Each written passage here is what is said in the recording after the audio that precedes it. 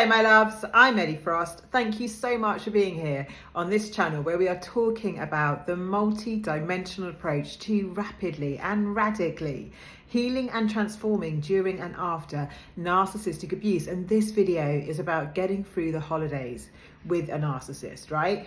Because we just had Thanksgiving in the US and we're going into Christmas and all the holiday parties and all those great things. So a few things to know. One is, the narcissist acts differently with different people. Some people, like what I call the enablers or the flying monkeys, you might have heard that term, are people that the narcissist manipulates in order to keep the illusion up of who they are, right? A particular persona. And there are the people they victimize and target, who they aim to trauma bond with and antagonize and siphon the energy of. So they don't act the same with everyone, which is why it's very hard when we go through narcissistic abuse for people to believe us sometimes. I know, like in my life, my dad was loved, you know, he would talk as if he cared about family values and things that he didn't. And then he would go home and tell me that if I got married, he'd never pay for the wedding, despite the fact that he had a lot of money. And that, you know, if I break up with my boyfriend, no one would ever want me, and he was not there. I wasn't allowed to see him actually at Christmas, or my mother. I wasn't invited, not because I was a bad child, just because they remarried and I was just the target of their narcissistic behaviors. So if you're the target and the victim, holiday times can be very, very difficult. Narcissists will do the most strange things. Like, for example, they may ask you what you want and then give you something completely different. I remember one time with my father, it was my 30th birthday, and he asked me what restaurant I'd like to go to. And there was a new restaurant that had opened up and I was really excited to go. And I said, I'd love to go there. And when it came to my birthday, he arrived on the day and said, look, Ellie, I've just spent £50,000. He always liked to tell me how rich he was and how much he wouldn't give anything to me, or if he ever did give me any money, he would punish me and make it so antagonizing, and he'd expect it back from what I paid him from immediately, and it was just a palaver. But on this occasion, he gets to my flat. I've told all my friends at work that I'm going to this restaurant. I'm super excited. He arrives at my flat and says, I've just spent £50,000 getting the house done up, and I've just bought a cruise, and I've just bought this, I've just bought that. So he was letting me know that he had more than enough money, right? So in that case, I don't want to go to that restaurant because I think it's too expensive. I think we should just go down to the local pizza place where we can get two pizzas for £5 or a tenner at the time. I can't remember what it was, something like £5, £10. And that was all part of, you know, trauma bonding me, ruining my birthday, because I'm now embarrassed. I've told all my friends I was excited. He's letting me know how he's devaluing me. He's letting me know how little of importance I had. He's making sure he tells me he spent 50,000, but he wouldn't want to spend, I don't know what it would have cost for us to go to that restaurant, under £100 on that restaurant. I was worth £10 to him. And not that important. It was all a devaluing. Now, if he didn't have the money, and you know, I would have had no problem going somewhere cheap. You know, it wasn't that. It was that he built it up. I told people, he knew I was excited, and then he broke me down. Right? That's an example of devaluing on an important occasion. And of course, when we have situations like that, we can dread the holidays. I know there was another time, it was my birthday, and I was due to meet him and his partner at the time. I was married. He's still married to her now, actually. We had it all arranged, and I was there with my boyfriend, and he didn't show up, and I couldn't understand it. And so I was calling him, and he just kept ignoring me. And then eventually my boyfriend went, like, where they worked near each other, and he went to the local pub and saw my dad there with his partner, and said, do you know, Ellie's in absolute hysterics, like, we're supposed to be going out for a birthday today. And my dad said, his partner didn't like the way I looked at her last time, and for that reason they weren't coming. You know, it was all just bullshit, but I thought it was my fault. It eroded my self-esteem so badly. I was trauma bonded, and I would just be desperate to make it up, be better, be what he needed me to be, right? I was very, very much in the trauma bond for a long, long time. It took me well into my 30s to even admit that I'd experienced abuse and neglect. And, you know, they do it on purpose, is what I'm telling you. So I've got clients, I've got stories of my own life where things can be confusing, right? Because the narcissist might give you a gift. Yeah, but no, it's not something that you want, you know? And so we feel weird about that because we think, well, I should be grateful because it's a gift, but there's an undercurrent with everything. But they also have purposely not given you what you've asked for, or given you something that it really you can't use or isn't even related to you. It's got nothing to do with you. You know, they know what you like, but they'll give you something that is the opposite, or just, you know, that kind of stuff. And that conjures up a lot of weird emotions in us because we think, well, I should be grateful and they did give me a gift, and we do, you know. And then if you dare confront a narcissist, they'll tell you that, well, you should be grateful, I got you something, I thought you'd like it. But it's all games, it's all devaluation, it's all making sure that, because I mean, holidays and birthdays and significant events are very powerful times where we can feel alone and where we can feel more traumatized, especially when we think of other people having like happy families and enjoying, like, you know, enjoying their celebrations and stuff. So getting through the holiday season with narcissists, the ultimate party poopers, if you're their target, they're going to try and steal your joy. If they're an extrovert, right, an overt narcissist, they'll be the life and soul of the party to everyone else and want to be the center of attention. If they're a covert narcissist, yeah, like, which is basically more introvert, it's more likely to be the undercurrent, like the passive aggressive things. Even what I mentioned with giving you a gift that they know you didn't want, but they know they're putting you in the fog, like, you know, the confusion, because on one hand you've got a gift, on the other hand you know it's a dig. It's very confusing, right? So the covert one's going to do more passive aggressive things, ignore you, not tell you maybe times of things that people are doing, like get you left out. Yeah, so know that the ultimate party pooper, and I would say, I mean, if you can avoid them as much as possible, it's a good idea. When we invest our hearts and our hopes in them, they love to crash them down, and that is how a trauma bond's created, right? And we want the person who's causing us the most pain to take it away. That's how the cycle of narcissism continues, right? Through the love bomb, devalue, discard, hoover, love bomb, devalue, discard, hoover. That's how you know it's an entity of consciousness running through them that they're cooperating with and they're under the influence of, because it's the same sequence and the same types of behaviors. So just keep hold of yourself, see through the bullshit. The best way to win with a narcissist is not to play.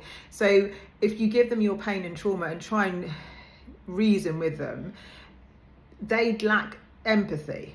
They're completely empathy impaired. Empathy is a thing that will change this planet. So please don't think you're in any way impaired if you have empathy. In fact, empathy is what's going to bring people together and help us build a better world. More empathy on this planet will change the world, which is exactly why the narcissist targets people with high empathy, people with high sensitivity, people who will seek to understand them more rather than just draw boundaries, right? So be prepared, right? Know what you know already about them. Keep hold of yourself. And honestly, if you need to withdraw from the situation, do. I mean, there was certain things where I, in the end, just didn't play. I didn't turn up to the events. Didn't want to go to the events anymore. I just didn't want the torture, right? But I mean, I was rarely invited anyway.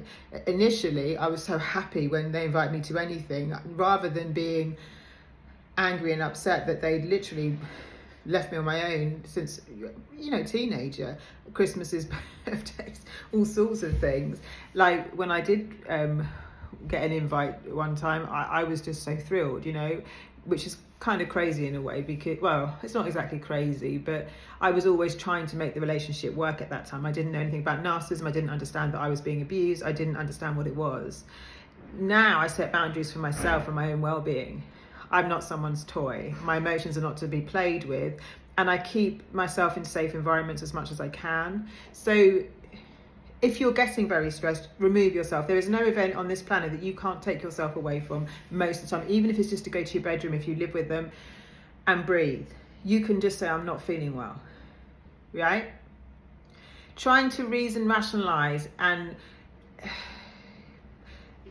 tell the narcissist why and how they're hurting you. If it's a narcissist, basically you're giving them the bullets to shoot you with harder, because they love to know they're looking for your vulnerabilities. It's so sad. They're looking to cause hurt and pain. A trauma. The whole relationship with the narcissist is a trauma bond, right?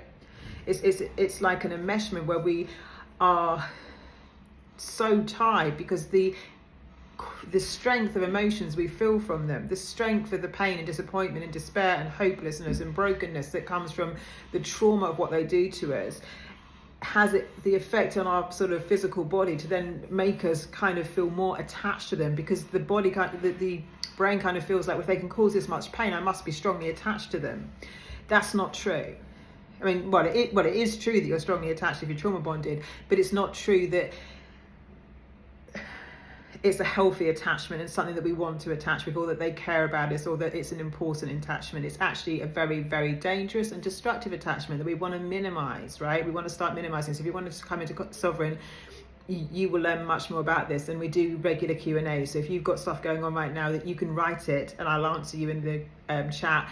The community will also support you in the chat, and we have coaching calls in there, so I can actually coach you through whatever you're going through. This will be the season where many narcissists will play up, right? Especially, by the way, and you'll also notice this, if you're giving attention to other people and they're not the center of attention. Yeah, some narcissists, especially covert ones, will do something very destructive, very odd, just to be the center of attention. That could be by being really late, making you really late.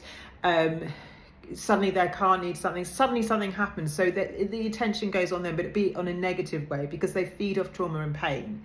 Yeah, they're not trying to cultivate good emotions in the people they target, but they will always play the victim. And for the enablers and flying monkeys, right, they will the narcissist will want to keep the illusion alive of who they project they are, not who they really are, right, to those people, to keep the false image alive. Yeah, the person that you thought you were with, that you met in the love bomb stage, that's who they project some aspect of to the flying monkeys and enablers, that they're the victim. And when you see through it, you know that actually they're not the victim, they're the complete cause of all the drama, chaos and distress and destruction, and they will try and do anything to be the center of attention, normally in a negative way. And any hurt, pain they cause on you, they will blame you, because often if they do something to really upset you, especially at a very sensitive time, because events are sensitive time, birthday, Christmas, important dates, we want to be with family and friends in an ideal world, right?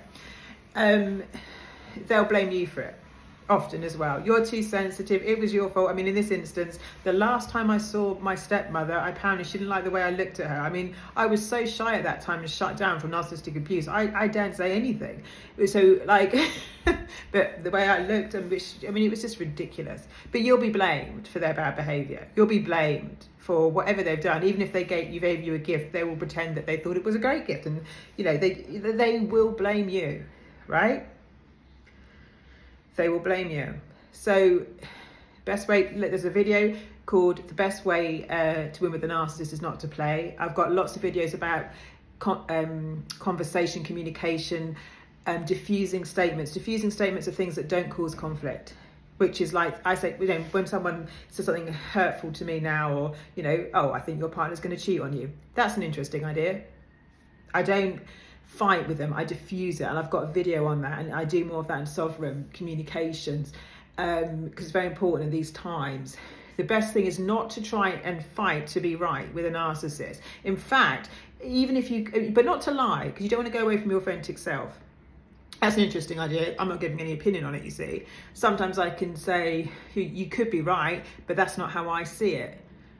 If you're not sure, you could say, I don't see it that way, but I understand your point of view. I understand that's your point of view. So you're not giving yourself away, and you're not fighting them. You're not trying to get them to see the light, because a lot of this battle we have, and what keeps us trauma bonded, is trying to get them to wake up, trying to get them to see the light, trying to get them to be reasonable, rational, caring humans, which is not what the narcissist is, right? So don't try and change them. Use words and actions that minimize your exposure to them and minimize the damage they can do, because so many of us underestimate how much they hurt us. There's a video on that as well, about being really honest about, not minimizing how bad it really is, because most of us have grown up, especially we've grown up with them or in relationships, making the excuses, oh, they don't really mean it, projecting our empathy, projecting our hearts on them. They don't mean to be that way. I'm all right, I can take it. But often there'll always be a tipping point where it gets too much for us and it's really affecting our health, right? Emotionally, then it will go physically, definitely mentally, and our self-esteem. So the communication videos on here are really good. If you can get into sovereign, do, because honestly that will get you through this season. And I'll ramp it up in there if people need more support, because I know what it's like. So any more questions, comments, let me know. Lots of love, guys. I'll see you soon.